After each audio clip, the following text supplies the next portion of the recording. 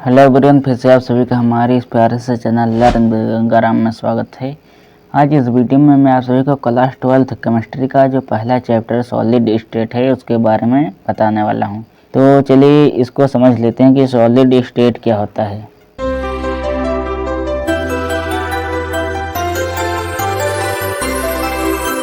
क्योंकि चैप्टर का नाम ही सॉलिड स्टेट है, इसलिए सबसे पहले हमें पता होना चाहिए कि सॉलिड क्या होता है, सॉलिड स्टेट क्या होती है।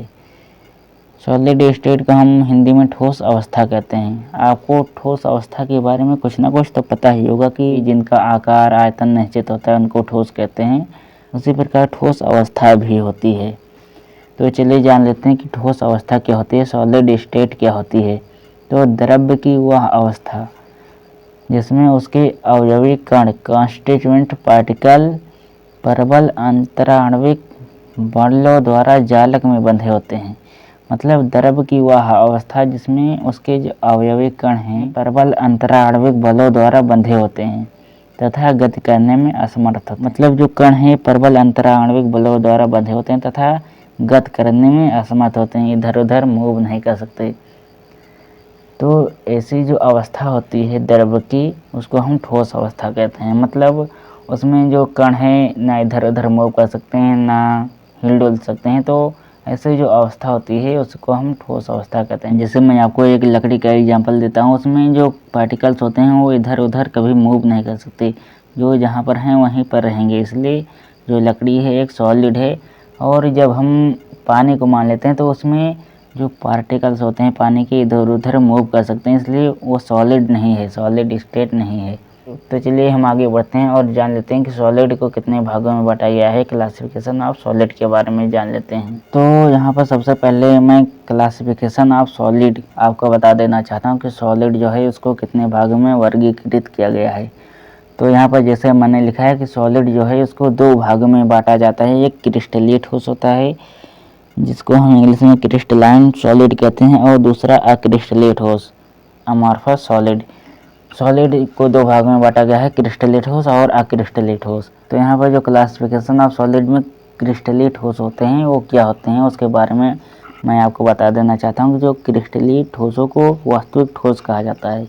मतलब जो क्रिस्टलीय ठोस होते हैं इनको ही वास्तविक ठोस कहा जाता है, अक्रिस्टलीय ठोसों को वास्तविक ठोस नहीं कहा जाता। जो क्रिस्टलीय ठोस होते हैं इनको वास्तविक ठोस कहा जाता है। इसमें अणु परमाणु या आयन एक निश्चित प्रकार से व्यवस्थित होते हैं। इसमें मतलब जो पार्टिकल्स होते हैं सॉलिड के एक निश्चित आकार में व्यवस्थित होते हैं, एक निश्चित इनकी व्यवस्था की गई होती है। अतः क्रिस्टलीय ठोसों में कणों की दीर्घपरासी व्यवस्था होती है। मतलब जो क्रिस्टलीय ठोस में है इसमें जो कण है एक व्यवस्था में जब अरेंज होते हैं तो धीरे धीरे करके एक लंबी चेन बन जाती है।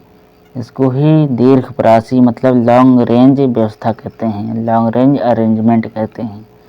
मतलब जब कोई चीज़ अच्छे से अरेंज की गई होती है तो उसको हम बहुत दूर तक अरेंज करते चले जा सकते हैं, लेकिन कोई चीज़ अगर इधर उधर बिखरी हुई है तो बहुत दूर तक वो नहीं अरेंज हो सकती। तो इसलिए यहाँ पर जो क्रिस्टलीय ठोस होते हैं क्योंकि इसमें परमाणु अणु या आयन एक निश्चित प्रकार से व्यवस्थित होते हैं, इसलिए इनमें जो कणों की व्यवस्था होती है लॉन्ग रेंज होती है। इसके बाद क्रिस्टलीय ठोसों के कुछ उदाहरण जैसे नमक, सुक्रोज, हीरा, क्वार्ट्ज, सिल्वर तथा ग्रेफाइट। मैं इस चैप्टर में आपसे जितने भी एग्जाम्पल्स डिस्कस करूँगा वो सारे इम्पोर्टेंट हैं और बहुविकल्पीय जो ऑब्जेक्टिव क्वेश्चन आपके पेपर में आता है उसमें एक ना एक क्वेश्चन जरूर आएगा इस चैप्टर से। तो यहाँ पर आपको ध्यान रख लेना है क्रिस्टलीय ठोसों में नमक, सुक्रोज, हीरा, क्वार्ट्ज, सिल्वर तथा ग्रेफाइट होते हैं। तो इसके बाद देख लेते हैं क्रिस्टलीय ठोस को कितने भागों में बांटा गया है। तो चलिए उसको भी हम पढ़ लेते हैं। तो अवयवी कणों के मध्य बंधन बलों के आधार पर क्रिस्टलीय ठोसों को निम्न प्रकार बांटा गया है। मतलब जो अवयवी कण हैं उनके बीच लगने वाला जो फोर्स है उसके आधार पर क्रिस्टलीय ठोसों को निम्न प्रकार विभाजित किया गया है। जो पहला प्रकार है क्रिस्टलीय ठोसों का वो आणविक ठोस है, मॉलिक्यूलर सॉलिड। अब मॉलिक्यूलर सॉलिड क्या होते हैं इसके बारे में भी आपको बताना पड़ेगा। तो इनके अणुओं के मध्य वांडर वाल्स बल उपस्थित होने के कारण ये मृद तथा निम्न गलनांक वाले होते हैं। मतलब जो आणविक ठोस होते हैं इनमें अणु होते हैं ना, इसलिए इसका नाम आणविक ठोस पड़ा हुआ है। इसमें अणु होते हैं, इसलिए इनके अणुओं के मध्य जब वान डेर वाल्स बल उपस्थित होता है तो उसके कारण जो आणविक ठोस होते हैं ये मृदु होते हैं तथा इनका जो गलनांक होता है काफ़ी कम होता है। क्योंकि इनका गलनांक काफ़ी कम होता है इसलिए विद्युत के कुचालक होते हैं, इसमें धारा नहीं प्रवाहित की जा सकती। आणविक ठोसों के कुछ उदाहरण जैसे CCl4 और I2 हैं। इसके बाद क्रिस्टलीय ठोस का जो दूसरा प्रकार है आयनिक ठोस है, मतलब आयनिक सॉलिड जिसको हम इंग्लिश में कहते हैं। इसमें जो पार्टिकल्स हैं आयन होते हैं।